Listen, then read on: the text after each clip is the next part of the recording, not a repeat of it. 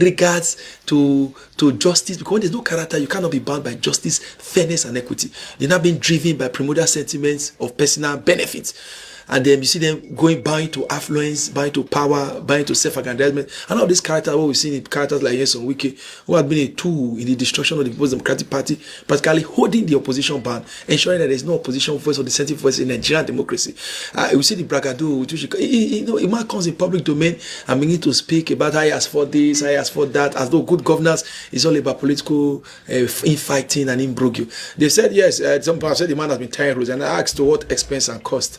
A project that will cost over 200 million, you appropriate 2 billion to it, and the project is completed, does not hold the value, does not churn out the value, does not retain such value, and want us to celebrate such a reckless deployment of resources. And we saw the sheer rascality. It's something we should not celebrate, because I tell people most likely, I said every generation has their own battle. For those persons who were Nigerians before the return of democracy, before we became independent in 1960, their own struggle in the lives of the NRO was to ensure that we chase out the British government and give us an indigenous form of government. Let us see who can lead and rule ourselves. Those were their battle. They lived, they fought, and they died for it. When independence came in 1960, the battle now changed, because after the First Republic, it was truncated by the military era. People who lived in that era, their aim and aspiration had changed. They now said, oh, what we need is a system of government that will be able to at least meet the needs and aspirations of people, and not the military dictatorship, because it was widely acclaimed that democracy is the only form of government, is the best, and the best of government that can really meet the needs of the people.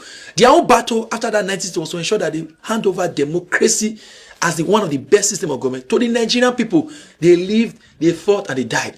In the return of this Fourth Republic, after it was achieved in 1999 and democracy was instituted as the mainstay, we now discover very clearly that the democracy that was given to us is inherently dysfunctional, cannot serve, and cannot meet the needs of the people.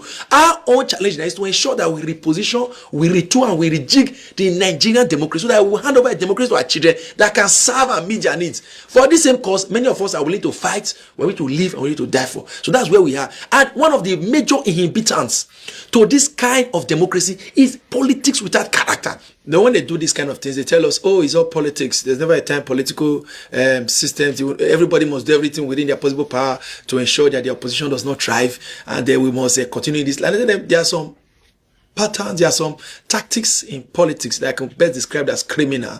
It's not anchored on morality. It's not anchored on good governance. It's just sheer desperation and wickedness.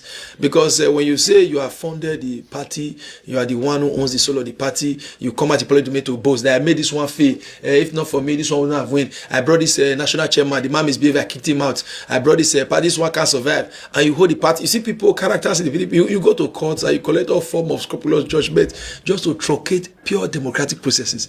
It's totally uncalled for, because we've seen his actions directly and indirectly. The man has not said no, he's not the one. The man has not denied that he's not the one frustrating the growth and development of the party.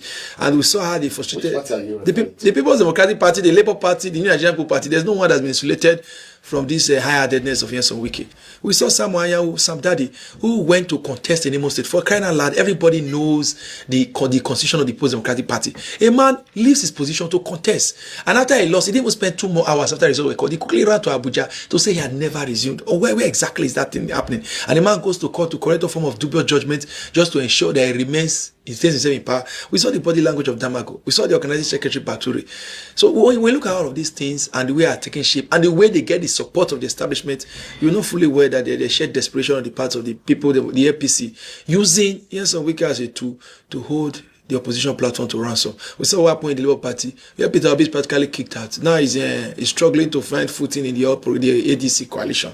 It was so bad that even the governor of Labour Party is practically outside. It's not factionalized. So when we now make it look as though we are not aware where the influence is coming from, we are not being true to ourselves. And if people continue in this trajectory to play this kind of dubious and dirty politics, we have ourselves to blame, because good governance will be totally sacrificed in the years to come.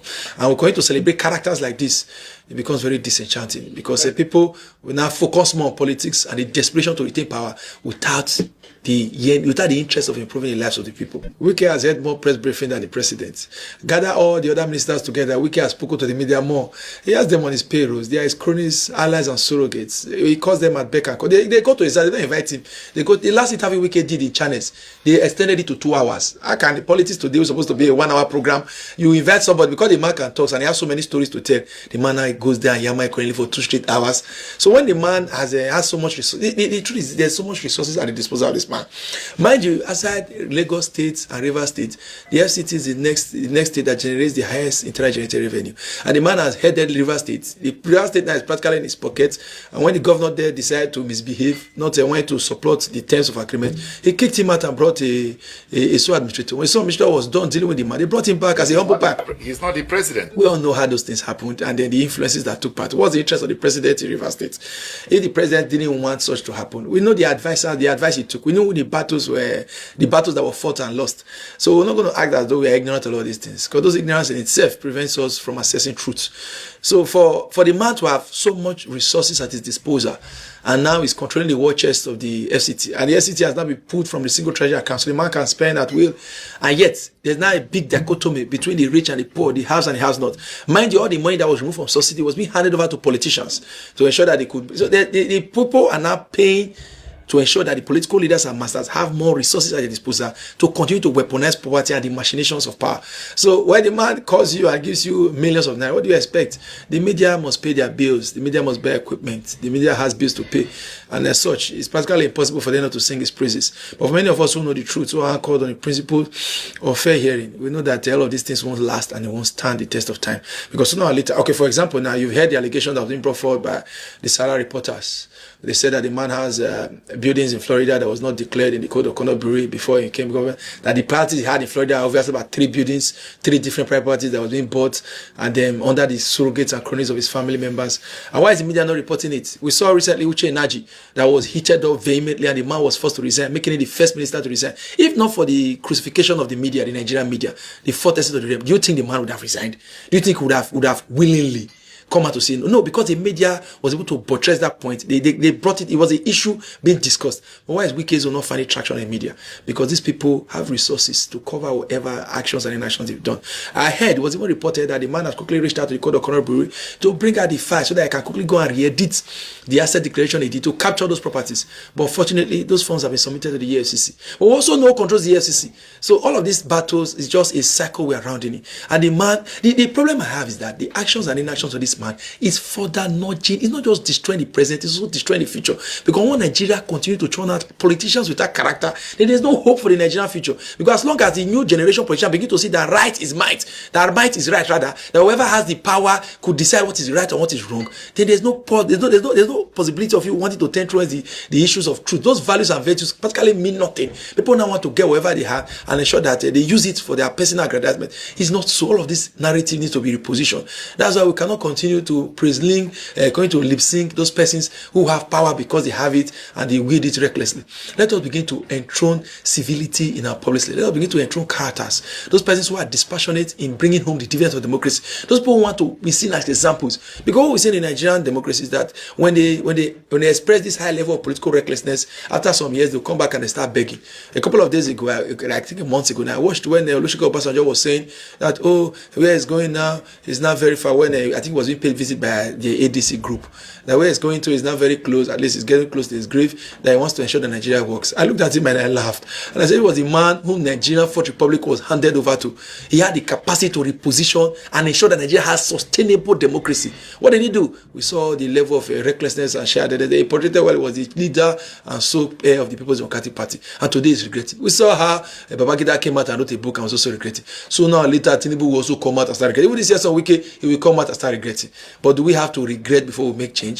Do we have to walk earnestly in this dreaded path before we now begin to recollect our steps? So for me, I just believe that these people should not be celebrated. We should call a spade a spade. Nigeria cannot progress without values and virtues. If we cannot anchor our democracy on justice, fairness, truth, and equity, then there is no hope for the Nigerian people. If politicians cannot relegate politics to the background and focus on governance and development, then there is nothing to hope for, because we cannot continue with this trajectory.